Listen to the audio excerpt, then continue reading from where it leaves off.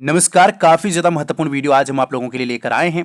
आज हम बात करेंगे कि हिमाचल प्रदेश में हो रही सरकारी भर्तियों में किस तरह से जो है वो धांधलियाँ की जा रही है और युवाओं के भविष्य के साथ खिलवाड़ किया जा रहा है। उससे पहले आपसे एक सवाल है कि आखिर आप तैयारी क्यों कर रहे हो? आप सरकारी नौकरी की प्रिपरेशन क्यों कर रहे हो? अगर लाइब्रेरी जॉइन की हुई है तो भाई क्यों कर रहे हो? ये बड़े सवाल है कुछ, क्योंकि नौकरियां तो जिनकी राजनीतिक पहुंच है वो ले जाएंगे, फिर आपको क्या मिलेगा भाई? एट द एंड आपको क्या मिलेगा? कुछ नहीं, है ना? वहीं के वहीं रह जाओगे।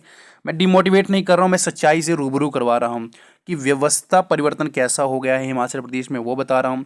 पहले भी ऐसी व्यवस्था चली हुई थी, उस पर भी बात करेंगे। ऐसा नहीं कि पिछली सरकारें जो है वो कुछ महान कार्य करके गई हैं, वो भी ऐसी ही हुई थी, उनके बारे में भी बताऊंगा। लेकिन पहले हम आज वर्तमान की बात करते हैं। ये रिजल्ट जारी किया गया है हिमाचल प्रदेश विधानसभा सचिवालय द्वारा, है ना। इसमें मैं आपके लिए मेमोरेंडम लेकर आया हूँ जिसमें अपॉइंटमेंट लेटर दिया गया है for the post of clerk, है ना। और इसमें कुल मिलाकर 10 अभ्यर्थी जो है वो चयनित हुए हैं, यानी 10 अभ्यर्थियों का सिलेक्शन यहाँ पर हुआ है, उनकी लिस्ट दी गई है। इसमें देखिए प्रेफरेंस किस तरह से दी जाती है, क्योंकि हिमाचल प्रदेश विधानसभा है ये, ठीक है। कोई एजेंसी इसमें खास कंडक्ट नहीं करवाती एग्जाम। इसमें जो है वो पर्सनैलिटी टेस्ट वगैरह सब कुछ रहता है, डॉक्यूमेंट वेरिफिकेशन वगैरह सब कुछ इंक्लूड रहता है। कुछ एक पोस्ट के लिए, बाकी कुछ एक पोस्ट के लिए डायरेक्ट जो है वो डॉक्यूमेंटेशन होती है, मेरिट बेस पे बनती है। तो अब देखिए यहाँ पर अगर आप सोचेंगे ना कि भाई ठीक है नौकरियां निकल आई, ये डाटा प्रस्तुत किया जाता है सरकार द्वारा आगे कि हमने नौकरियां दी, लेकिन दी किनको? ये देखिए आप, एक विशेष जिले को जो है यहाँ पर प्रेफरेंस दी गई है ना। मैं यहाँ पे बात करना चाहता हूँ, और विशेष जिले की बात करें तो उसमें से भी विशेष जगहों को, ठीक है। हम हमीरपुर की बात करता हूँ। अब हमीरपुर से कितने, कुल मिलाकर 10 में से 4 कैंडिडेट्स आपको हमीरपुर में से मिलेंगे, ठीक है। और 4 में से 3 कैंडिडेट्स आपको नादौन से मिलेंगे। तो क्या भाई पूरे हिमाचल में और जगह कोई एलिजिबल कैंडिडेट है ही नहीं? मैं कांगड़ा की बात ले लेता हूँ, कांगड़ा में क्या कोई एलिजिबल कैंडिडेट नहीं है? बट ठीक है, नादौन से यहाँ पे 30 सिलेक्शन हो गई। उसके बाद चंबा से बात करते हैं। चंबा से हमारे पास 2 सिलेक्शन है, इसमें 10 में से 2 सिलेक्शन जो है वो चंबा से है। और चंबा से कहाँ से? दोनों के दोनों जो है वो सिहुंता तहसील से हैं। तो बाकी जो चंबा से थे वो क्या एलिजिबल कैंडिडेट नहीं थे? नहीं भाई, एक प्रेफरेंस दी गई सिहुंता को। और सिहुंता कहाँ आता है? भटियात का क्षेत्र में, ठीक है।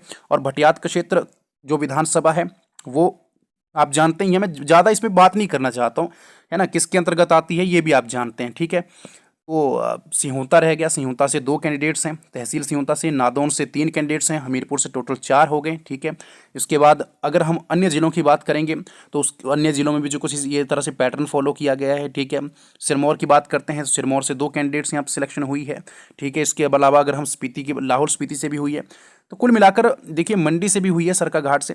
तो मेरा कहने का यही तात्पर्य है कि मैं यहाँ पे इन कैंडिडेट्स की जो है वो विरोध नहीं कर रहा हूँ।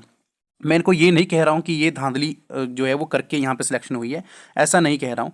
बट मैं सरकार पर जो है प्रश्न चिन्ह खड़ा कर रहा हूँ, जो ये सिलेक्शन प्रोसीजर है इस पे प्रश्न चिन्ह खड़े कर रहा हूँ कि आखिर क्या पूरे हिमाचल में अन्य जगहों पर जो है वो एक कह सकते हैं कि योग्य उम्मीदवार नहीं थे, जो एक विशेष जगहों से आपने सिलेक्शन की है, हमीरपुर के नादौन से, चंबा के सिहुंता से, जहाँ से बड़े बड़े नेता जो है वो संबंध रखते हैं। तो कहीं ना कहीं यहाँ से समझ आता है भाई, सबको समझ आता है कि किस लेवल की जो है वो धांधली की जा रही है। योग्यता आपकी भाई मायने नहीं रखती आज के टाइम में। मैं सिर्फ यही बोलता हूँ, अगर राजनीतिक पहुँच है तो सरकारी नौकरी में हो जाओगे, अदरवाइज आपको जो है वो दफा कर दिया जाएगा। यही है, अगर आपने समय से जो है वो इसके खिलाफ विरुद्ध आवाज़ नहीं उठाई। तो देखिए हमें अपनी जो है वो अधिकारों का पता रहना चाहिए, हमारे अधिकार क्या है, ठीक है। हमारा अधिकार यही है कि हम पूछ सकते हैं ना, एटलीस्ट पूछे तो सही, सवाल तो पूछें। बाकी देखिए मैं ये नहीं कह रहा हूँ कि आप जो है वो मास प्रोटेस्ट करिए, ये करिए, वो करिए, चलिए उस वो भी छोड़िए। लेकिन कम से कम सरकार कोई अगर आपसे वोट मांगने के लिए आ रहा है, उससे सवाल तो करिए आप, ठीक है। आप फिर वही है राजनीतिक पहुंच बनाने बैठ जाओगे, अपनी राजनीतिक पहुंच बनाने में सालों लग जाएंगे भाई। इससे अच्छा है कि आप जो है वो ऐसी पॉलिसीज़ के विरुद्ध जो है वो खुलकर आवाज़ उठाएं, खुलकर कहें, ताकि एटलीस्ट जो है वो जो इस तरह की पॉलिसीज़ बनाई जाती हैं वो पॉलिसीज़ ना बने, और डायरेक्ट जो कमीशन रहते हैं, एग्ज़ाम्स रहता है, इस तरह से जो है वो, है ना, जो भी एग्ज़ाम सिलेक्शंस रहती हैं वो जो है वो कंडक्ट करवाई जाए, ताकि जो योग्य उम्मीदवार हैं उसकी सिलेक्शन हो। क्योंकि बहुत सारे गरीब बच्चे हैं भाई जो दिन रात मेहनत कर रहे हैं। इस हिसाब से तो ना उनकी राजनीतिक पहुँच है और ना वो कभी सरकारी नौकरी लग पाएंगे, तो फिर क्या ही फ़ायदा है भाई उनका पढ़ने का? ये भी तो मुझे बताइए। बाकी देखिए यहाँ पर मैंने एक पैटर्न आपको बताया कि किस तरह से रिजल्ट्स में किया जाता है, और ये सिर्फ क्लर्क रिलेटेड अपॉइंटमेंट जो मेमोरेंडम है वो दिया गया है।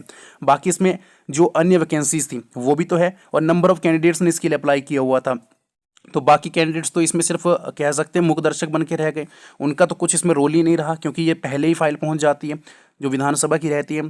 तो ऐसे जो है वो, ऐसे में आप अपने भविष्य की कल्पना कैसे कर सकते हो, एक अच्छे भविष्य की परिकल्पना कैसे कर सकते हो। बाकी अगर आपको वीडियो अच्छी लगी तो लाइक शेयर जरूर करिएगा, और अपने जो है वो कमेंट्स इस वीडियो में जरूर से आप नीचे कमेंट बॉक्स में जरूर से बताइएगा कि आप जो है वो इस बारे में क्या कहना चाहते हैं। बाकी मिलते हैं अगली वीडियो में। धन्यवाद। जय हिंद, जय हिमाचल।